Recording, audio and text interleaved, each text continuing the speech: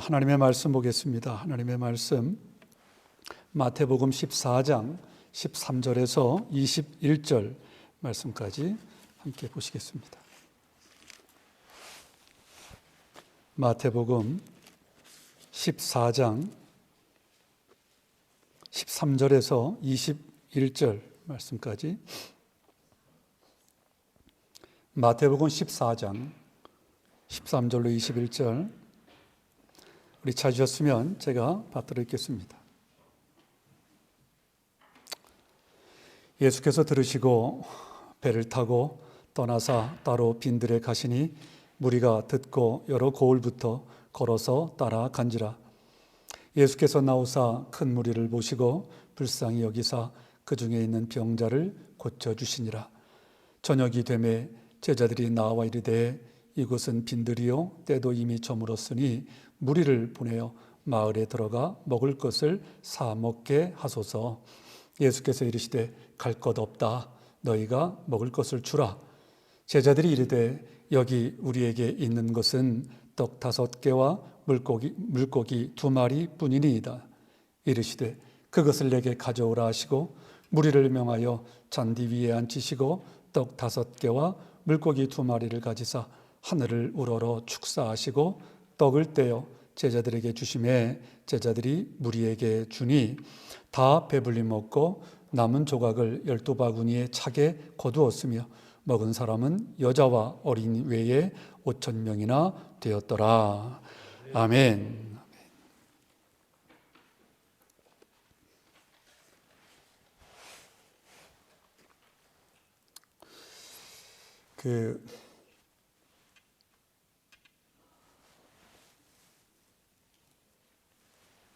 예배를 드릴 때 특별히 설교를 이렇게 할 때요, 말씀을 나눌 때 저를 좀 봐주세요.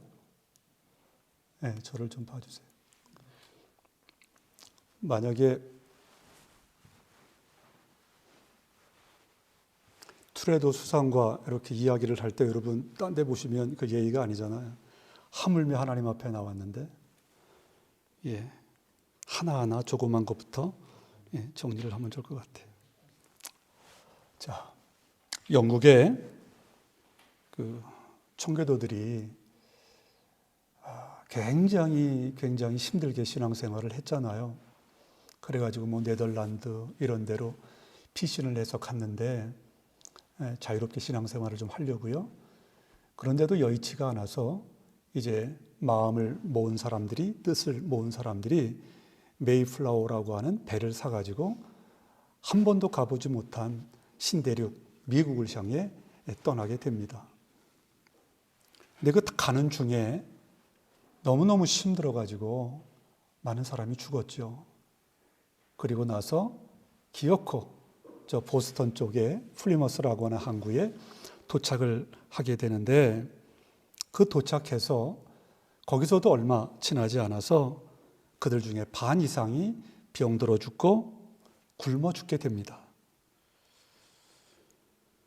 게다가 남아있는 사람들마저 해마다 겹치게 되는 흉년으로 고통을 당하게 되죠. 인간적인 시각으로 도저히 앞이 보이지 않는 그런 상황이었습니다. 그래서 그들에게는 할 수 있는 것이 하나님 앞에 기도하는 것이었기 때문에 금식 기도를 선포하고 하나님 앞에 매달리기 시작하죠. 하나님, 이 상황을 도와주십시오. 이 상황을 돌봐주십시오. 하나님 우리를 도와주십시오. 이렇게 금식을 선포하고 기도를 한 것이 한두 번이 아니었어요. 자, 그런데 그렇게 하나님의 은혜로 이렇게 잘 지내다가 또 한 번 대단히 어려운 형편에 놓이게 됩니다. 그래서 그들은 다시 금식 기도를 해야 한다고 생각을 하고 모이게 되었어요. 그런데 그때 금식 기도를 놓고 그 의논하는 자리에서 어떤 한 농부가 이러한 제안을 합니다. 여러분, 지금까지 우리는 금식하면서 하나님께서 도와주시기를 간절히 기도했습니다. 그러나 이제 달리 생각하기를 원합니다.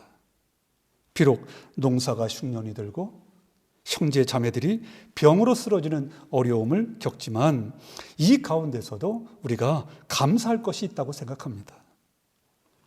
식량이 풍족치 않고 여건이 유럽보다는 편안하지 않지만 우리에게는 신앙의 자유가 있고 정치적인 자유가 있고 우리 앞에는 광대한 대지가 열려 있습니다. 이것을 가지고 금식 대신에 감사 기간을 정하고 하나님께 감사를 드리는 것이 어떻겠습니까? 라고 하는 제안을 해요. 이 농부의 말에 참석한 모든 이들이 깊은 감동을 받습니다. 그리고는 금식 기도 주간을 선포하는 대신 감사 주간을 선포하고 하나님 앞에 감사하는 기간을 가져요. 이것이 바로 추수감사주일의 기본 동기가 되었습니다. 사랑하는 여러분, 오늘 추수감사주일인데 아까 우리가 기도했지만 그 어느 때보다도 이 감사라고 하는 단어가 더 큰 의미를 가지고 우리에게 다가오는 주일이기도 합니다. 여러분, 그런데 실제적으로 우리가 참 감사가 인색한 것 같아요.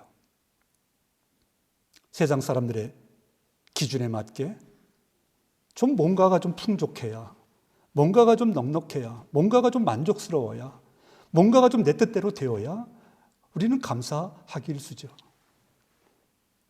그런데 성경을 보면 이 감사 부분에 대해서 이렇게 강조를 합니다. 골로새서 2장 7절에 보니까 이렇게 말씀하세요. 그 안에 뿌리를 박으며 세움을 받아 교훈을 받은 대로 믿음에 굳게 서서 감사함을 넘치게 하라. 믿음에 굳게 서서 감사함을 넘치게 하라. 여러분, 이 말은 곧 무슨 말이겠어요? 역으로 말하면 믿음에 굳게 서지 못하면 감사가 쉽지 않다는 거예요. 자, 그러면 여기서 말하는 믿음은 뭘 말할까? 어떤 믿음을 말할까? 그 앞절 6절을 보면 이렇게 돼 있어요. 너희가 그리스도 예수를 주로 받았으니 그 안에서 행하되 그랬어요. 그리스도 예수를 주로 받았으니, 즉 이 믿음은 어떤 믿음이냐? 예수 그리스도를 주로 받았다. 즉 예수 그리스도가 나의 주인이시요, 예수 그리스도가 나의 생명이시요, 예수 그리스도가 나의 구세주이시요, 예수 그리스도가 나의 모든 삶을 주관하시는 분이다 라고 하는 사실을 믿고 확신하는 사람, 이 믿음을 가진 사람은 감사를 하는데 그 감사가 흘러 넘친다는 거예요. 이 믿음을 가진 사람은. 여러분 동의하시면 아멘. 아멘 좀 해주세요. 네, 억지로는 말고요. 유명한 프랭크라고 하는 감독이 있어요. 이 감독에게 훌륭한 크리스찬이잖아요.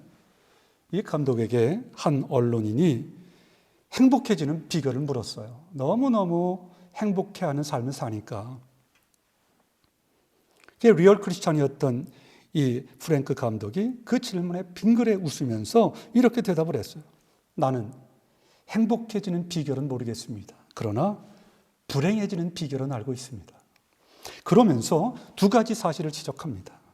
하나는 이웃 사람처럼 행복했으면 하고 남을 부러워하는 사람은 결국 불행하게 되고, 또 하나, 그때처럼 행복했으면 하고 과거에 얽매이는 사람은 틀림없이 불행해진다. 이 사실을 강조해서 이 프랭크 감독은 말을 하는 거예요. 여러분, 사람이 언제 감사하고 언제 감사 안 하느냐 하면 이 마음에 따라 달렸죠.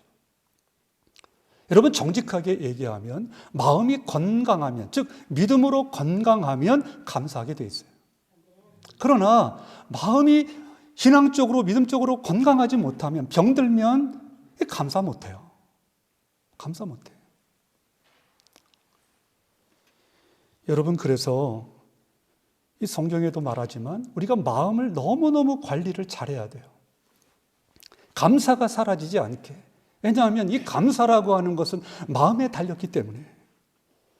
여러분이 감사가 사라지면 당연히 뭐가 나올까요? 원망이 나오고 불평이 나오게 되어 있어요. 이게 이치입니다. 여러분 정말 조심해야 될 것이 감사한 마음이 사라지는 것은 순간적인 것 같아요. 우리가 경험하는 바이지만 우리가 예배 시간에 말씀을 통해서 아니면 찬양을 통해서 아니면 기도를 통해서 많은 은혜를 받았어요. 여러분 다 천사와 같아요.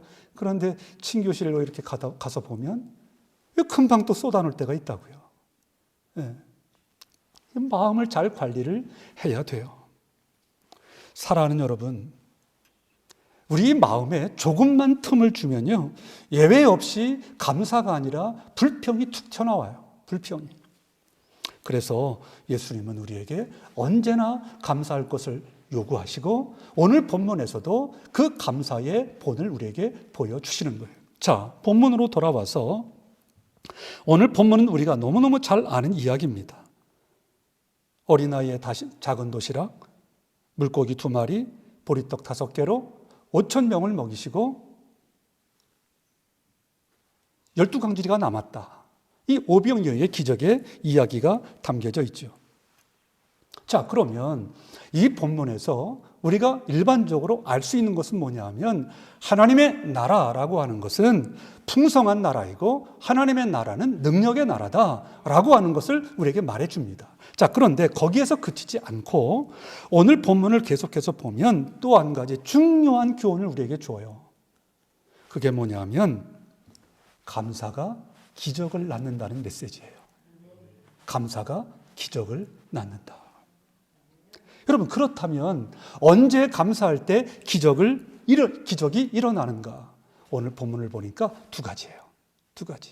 한번 봐봐요. 첫째, 언제 감사할 때 기적이 일어나느냐? 첫째는 있는 것에 감사할 때 기적이 일어납니다. 있는 것에 감사할 때. 자, 예수님이 어느 날 벳세다 언덕에서 무리들에게 말씀을 전했어요. 하루 종일 계속됐습니다. 시간 가는 줄 모르고 은혜를 받고 있다가 어느덧 해가 지고 저녁 때가 되니까 이 사람인 거로 사람들이 시장길을 느끼기 시작했어요. 자, 이것을 아신 예수님이 제자들에게 그들을 먹여서 보내자라고 제안을 하십니다. 이때 제자들의 대답이 매우 퉁명스럽고 매우 짜증스러운 것 같아요. 자, 17절을 한번 볼까요? 17절을 보시면 제자들이 이르되 여기 우리에게 있는 것은 떡 5개와 물고기 2마리뿐이니이다. 여러분 뉘앙스가 어때요? 굉장히 좀 그렇죠.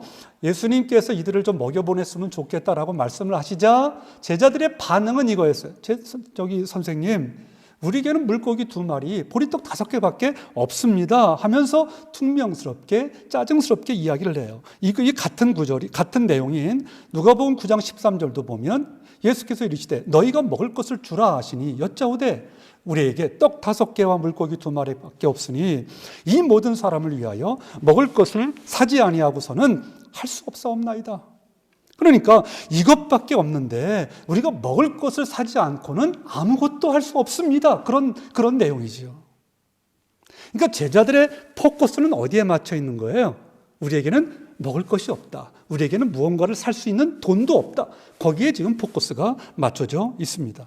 그런데 똑같은 상황인데 예수님의 반응은 전혀 다릅니다. 18절을 보세요.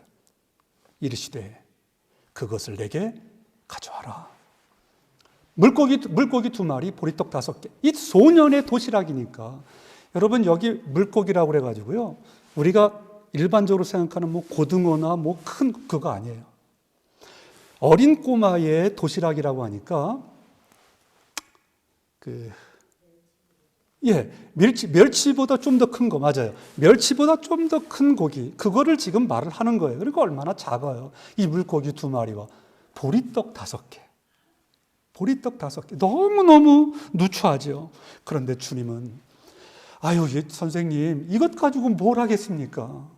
그래서 우리가 나가서 좀 사와야 되는데 우리는 돈도 없습니다 라고 하는 반응을 보이는 제자들과는 달리 예수님은 아니야, 그건 내게 가져와 라고 하시고는 그 있는 것을 가지고 하늘을 우러러 뭐 하세요? 축사하십니다.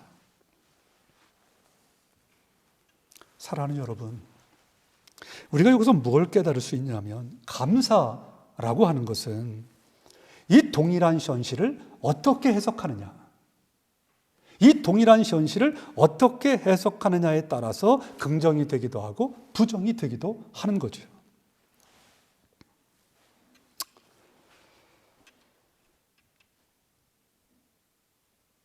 제가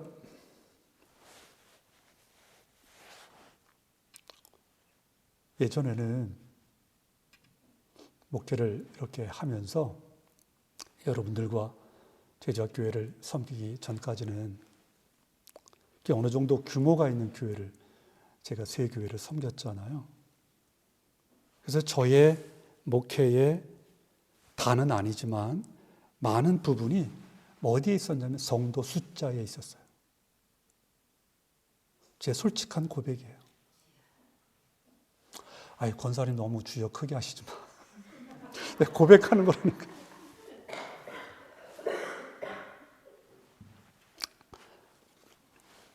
근데 제가 목회를 하면 할수록, 말씀을 전하면 전할수록, 말씀을 묵상하면 묵상할수록 또 주님의 마음을, 주님의 그 사역을 이렇게 보면 볼수록 깨달아지는 것이 뭐냐. 아, 목회는 숫자가 아니구나. 목회는 한 사람이구나. 한 사람. 한 사람. 집사님 괜찮아요? 기침해도 돼. 괜찮아. 괜찮아.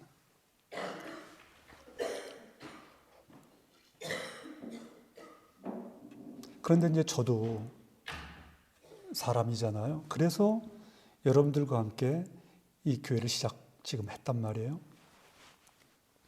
얼마 전에 총회를 갔잖아요. 근데 제가 뉴욕에서 온 목사이기 때문에 뉴욕에 있는 목사들을 거반 알아요. 얼마나 반갑게 인사를 하겠어요. 그런데 이구동성하는 말이 뭐냐면, 목사님 먼저 교회 사임하셨다며요. 목사님 교회 사임했다며요. 하나같이 물어보는 거예요. 그 소문을 내가 말도 안 했는데 어디서 들었는지.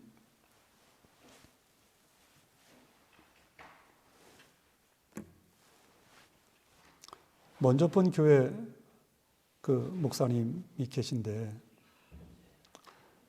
그 목사님을 몇 번 만났는데 두 번 연거푸 저한테 물어보시는데, 뭐라고 목사님 성도 수가 얼마나 돼요?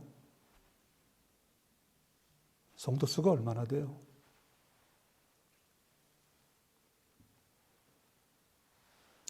여러분, 지금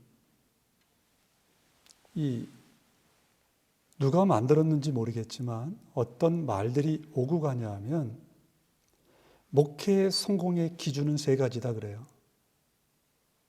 첫째, 자체 건물이 있어야 된다. 둘째, 성도 수가 많아야 된다. 셋째, 재정이 튼튼해야 된다. 하나를 덧붙이면 넷째, 기도원 아니면 수양관이 있어야 된다. 이게 있어야 목회가 성공했다고 말할 수 있다는 거예요. 그런데 저는 하나도 없어요.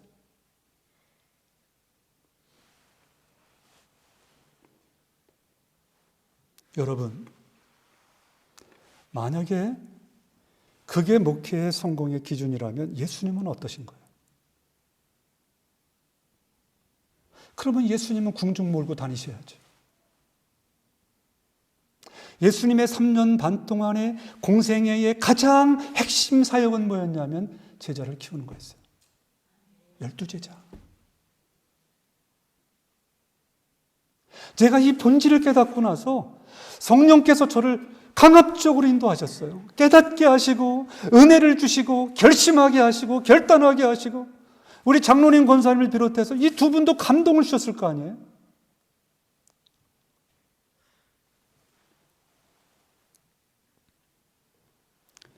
그래요, 하나님.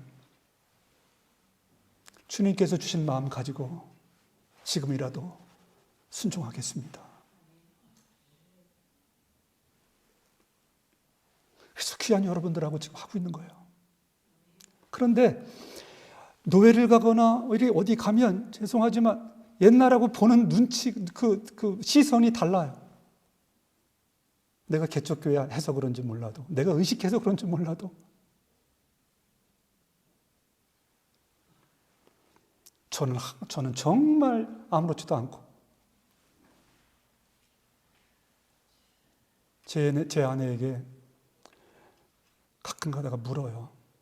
여보, 힘들지 않아요? 내가 이렇게 결단하고 하는 거, 내가 하나님 앞에서 말해요. 제 아내 하는 말, 목사님, 저는 지금 너무 행복해요. 우리 성도들이 너무 귀해요. 아멘 좀 하시면 좋은데. 목회하는 중에 마음이 제일 편해요. 제가 그 말의 진심을 제가 느끼니까 얼마나 은혜가 되는지 몰라요. 저도 그렇거든요, 저도. 똑같은 상황이지만 어떻게 생각하느냐, 어떻게.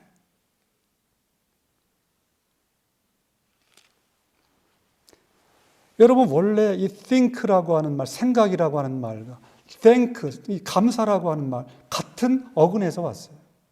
같은 어근. 이게 뭔 말인지 아세요? 그러니까 동일한 상황을 놓고 좀 더 깊이 생각해 보면 얼마든지 뭐 할 수 있다는 거예요. 감사할 수 있다는 거예요. 이게 맞는 말이에요, 이게. 사랑하는 여러분, 우리를 지금 이 자리에 있게 하신 하나님을 찬양합니다. 그 하나님이 이루어 가실 줄로 믿습니다. 우리는 사람 많은 게 문제가 아니고 여러분과 제가 주님의 온전한 제자가 되는 게 목적이에요. 어떻게 우리가 세상에 영향력을 미치는, 세상을 변화시키는 생명의 공동체가 될 수 있느냐? 사람 모여서 되는 게 아니에요. 물론 우리에게 주신 사명, 전도의 사명, 선교의 사명 감당해야죠.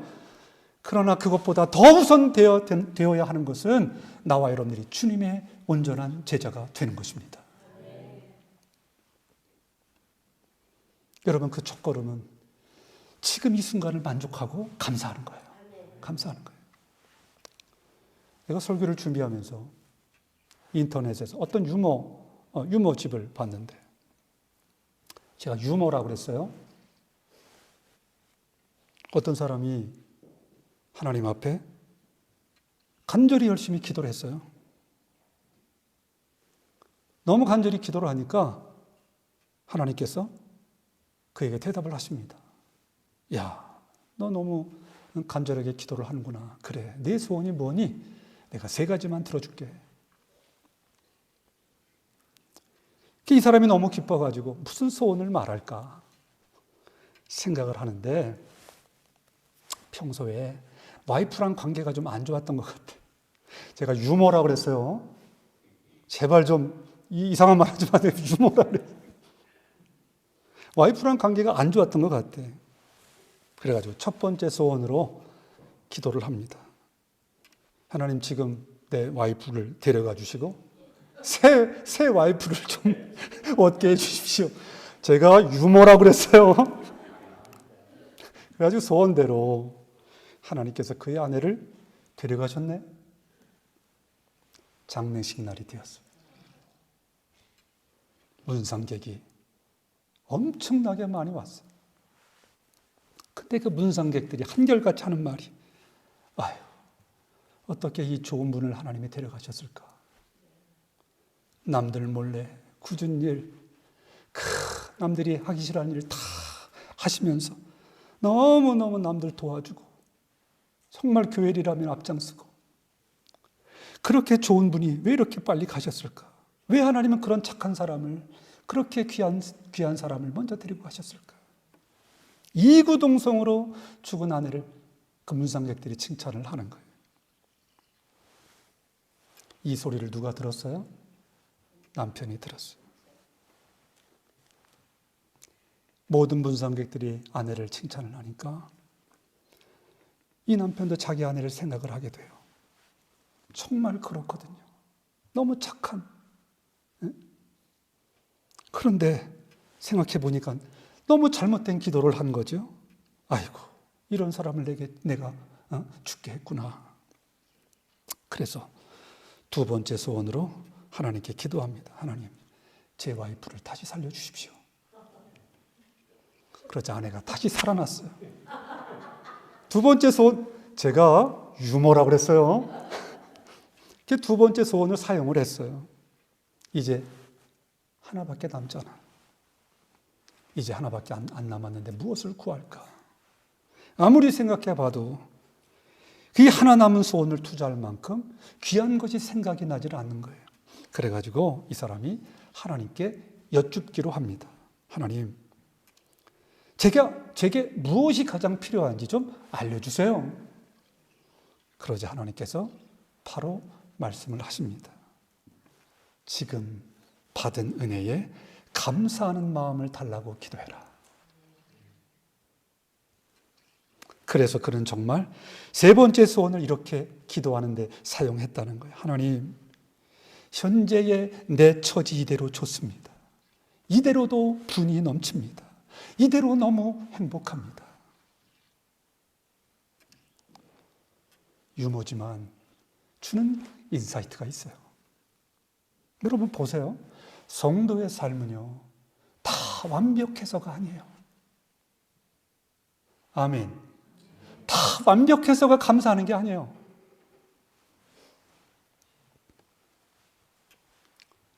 내가 이렇게 과거를 되돌아보면 어려움도 있었고 넘어지기도 했고 마음의 아픔도 있었고 여러 가지 과거의 모습들이 있잖아요. 그런데 지금 이 순간에 내가 걸어온 과거의 그것을 회상해 보면 하나같이 다 뭐가 있었어요? 하나님의 철저한 나를 향한 계획이 있었어요. 여러분, 저도 목회를 한다고 내가 늘 말하잖아요. 제가 목사입니다. 하나님의 일을 한다고 하는 목사예요. 그런데 맨날 좋은 일만 있느냐? 그렇지 않아요. 그러면 조금 힘들고 어려우면 그거 원망하고 불평하고 그래야 됩니까? 아니요. 나를 향하신 하나님의 뜻이 있다고요. 나를 향하신 하나님의 계획이 있다고. 왜냐? 그 하나님은 나의 아버지세요. 나를 누구보다도 사랑하시는 하나님 아버지. 우리 다 똑같지 않을까요?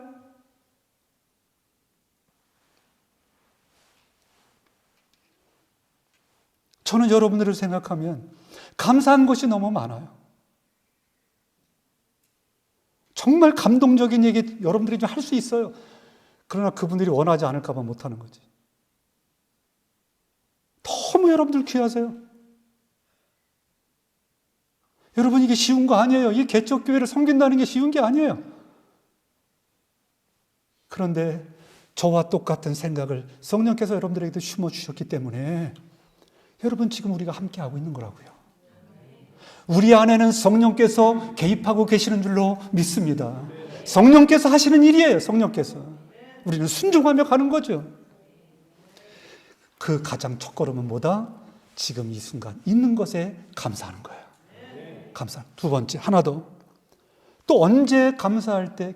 그래서 저는요, 우리가 지금 있는 것에 우리가 서로 바라보면서 우리의 비전을 공유하면서 감사하며 나가면 역사는, 기적은 하나님이 반드시 일구어 주실 거예요. 우리는 그 소망이 있는 거죠. 자, 또 언제 감사할 때 기적이 일어나느냐? 있는 것에 감사가 또 하나는요, 작은 것에 감사할 때 기적이 일어나요. 작은 것에 감사할 때. 자, 예수님이 이 작은 소년의 도시락, 보리떡 5개와 물고기 2마리를 가지고 얼마나 큰 감사를 드리고 계시는지 몰라요. 보세요. 19절, 하늘을 우러러 축사하시고 떡 5개와 물고기 2마리를 가지사 하늘을 우러러 축사하시고. 여러분, 이 장면은 너무너무 놀라운 장면이에요. 그래서 이 장면을 복음서 모두가 다 기록하고 있잖아요. 여러분, 그런데 보세요. 저는 이 주님의 기도를 우리가 본받아야 된다고 생각해요. 다시 말하면 주님의 하나님을 향한 이 믿음. 여러분, 보리떡 5개와 물고기 2마리예요. 그 앞에는 장족만 지금 5천 명이니까 아이들, 여자분들 다 따지면 한 2만 명 정도 될 거라고요. 신학자들이 계산을 하기를. 2만 명이 모여 있는데 다들 저녁이라 배고픈데 물고기 2마리와 보리떡 5밖에 없어요. 그런데 이것을 가지고 하늘을 우러러 축사하시사, 즉 하늘을 우러러 하나님 아버지께 감사하면서 기도드리는 거예요. 감사하면서. 왜요? 하나님은 전능하시기 때문에. 이들을 다 먹이고도 남음이 있기 때문에, 그럴 능력이 충분히 가지고 계신 분이기 때문에, 이것을 믿기 때문에, 여러분, 그래서 이 주님의 믿음을 우리가 본받아야 돼요.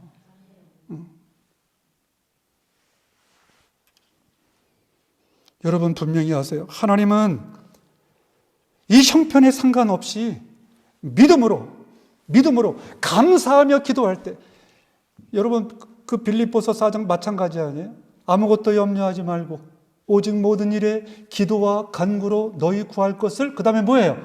감사함으로 하나님께 하래요. 여러분 너무너무 힘든 형편과 사정이에요. 그런데 감사함으로 기도하래. 누가 감사함으로 기도할 수 있나요? 그 형편과 힘든 상황에 누가요? 하나님을 믿는 사람만이야. 하나님을 믿는 사람만이야.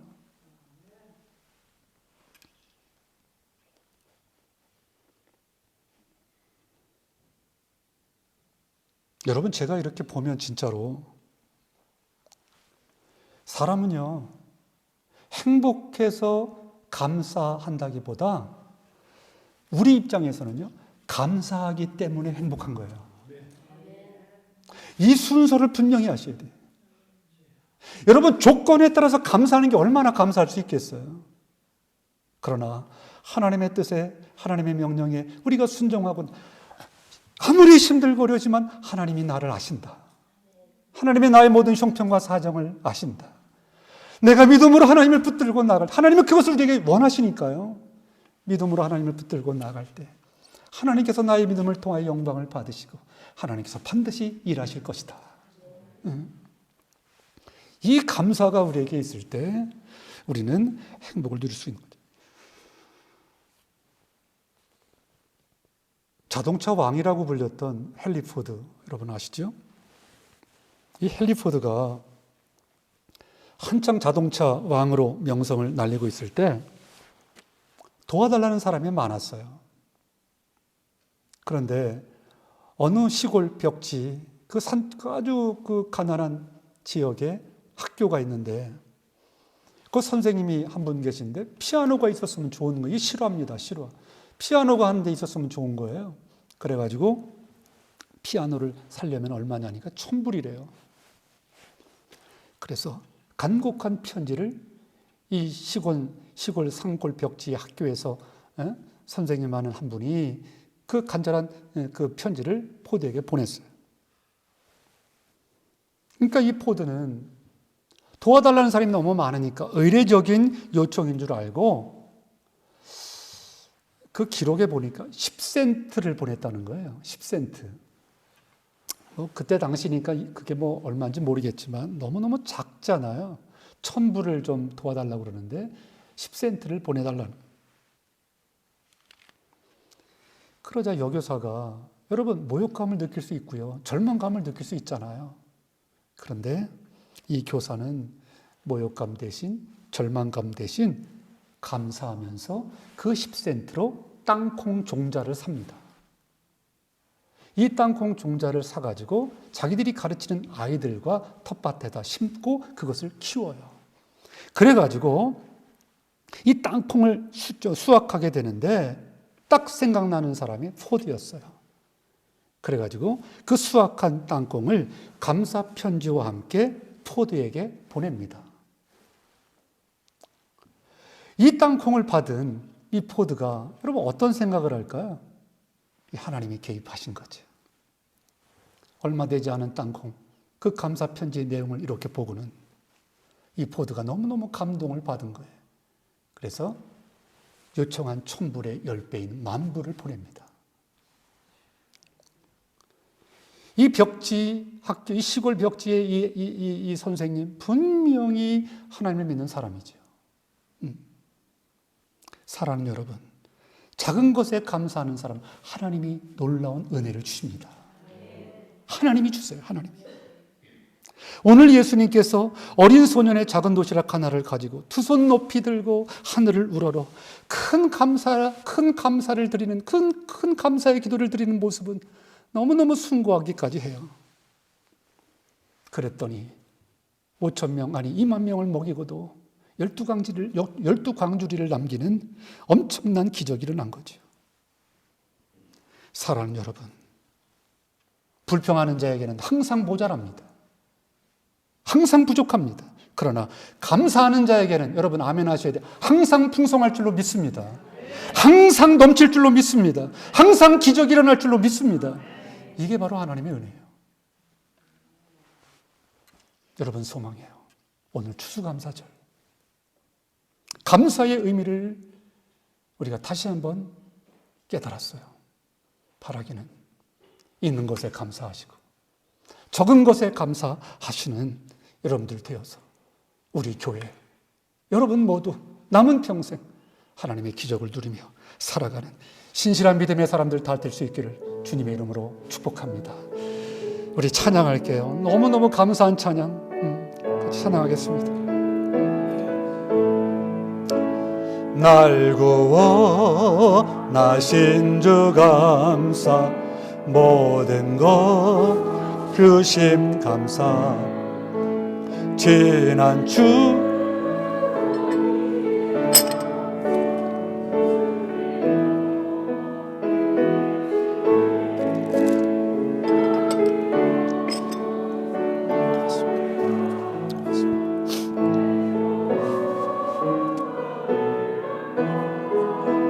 사라진 눈물도 감사, 나의 영혼 평안에 응답하신 기도 감사, 거절하신 것 감사, 헤쳐나온 풍랑 감사, 모든 것 채우시네, 아픔과 기쁨도 감사, 절망 중 위로 감사, 증량 못할 은혜 감사, 크신 사랑 감사해, 길가에 장밋꽃 감사, 장밋꽃 가시 감사, 따스한 사랑의 가정, 일용할 양식 감사, 기쁨과 슬픔도 감사, 하늘 평안을 감사,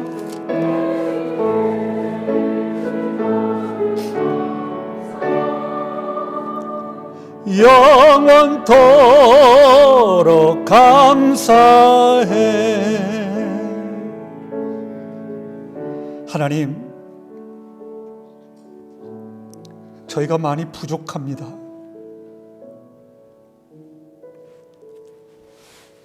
하나님의 은혜가 아니었으면 여기까지 올 수가 없었습니다. 하나님의 은혜가 아니면 우리가 만날 수도 없었고, 하나님의 은혜가 아니면 이 자리에 함께 생명의 공동체로 서 있을 수가 없었습니다. 하나님, 감사합니다. 하나님, 감사합니다. 이 모든 것 되게 하신 하나님, 이 모든 것 허락하신 하나님, 감사합니다. 우리 가족, 우리 자녀들 허락하신 하나님, 감사합니다. 우리 성도들, 우리 귀한 분들 허락하여 주시니 감사합니다. 하나님,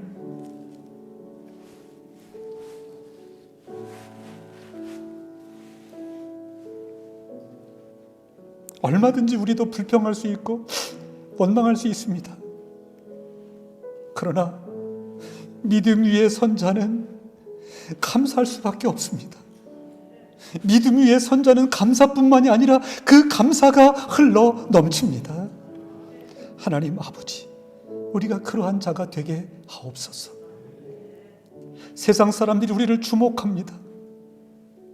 어떻게 살아가나 우리를 바라봅니다. 우리는 세상의 빛과 소금입니다. 빛과 소금의 역할을 감당해야 합니다. 첫걸음부터 감사하는 자로부터 시작되게 하여 주옵소서. 하나님, 있어서 넘쳐서 풍족해서 내 뜻대로 돼서 감사하기보다 아버지, 이 가사가 너무 귀합니다. 날 구원하신 주 감사, 모든 것 주심 감사, 지난 추억이네 감사, 주 내 곁에 계시네. 응답하신 기도 감사, 거절하신 것 감사, 헤쳐나온 풍랑 감사, 모든 것 채우시네.